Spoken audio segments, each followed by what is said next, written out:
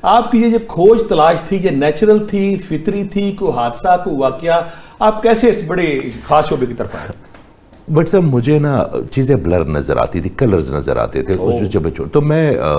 جاتا تھا آپٹیشن کے پاس کہ اس وقت کوئی کہتا تھا، اس وقت والدہ حیاتی، کبھی ار کے گلاب سے آنکھیں دھونی، کبھی ان کو بار بار ملنا کہ جب کوئی انسان آ رہا ہے تو اس کی ارد گرد یہ حالہ مجھے کیوں لگ رہا ہے۔ میں اپنا ایک کزن ہوتا تھا ناصر خان اس کا نام ہوتا تھا، تو میں اسے کہتا ناصر تمہیں یہ حالہ نظر آتا ہے؟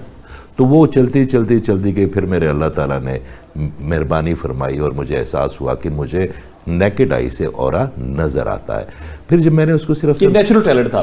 جی میرے اللہ کا اللہ نے کام لینا تھا آپ سے، کام لینا۔ اس کے بعد جب مجھے پتا چلا کہ یہ اورا کیا ہے، پھر کلرز پہ ریسرچ کی، پھر ان کی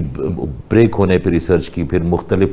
آپ کو میں بتاؤں آپ کے توسط سے کہ 22 سے 25 سال ہو گئے مجھے اس پہ کام کرتے ہوئے، اور کوئی ایسا دن نہیں بیٹھ صاحب جب 6 سے 8 گھنٹے میں نے ریسرچ اورا پہ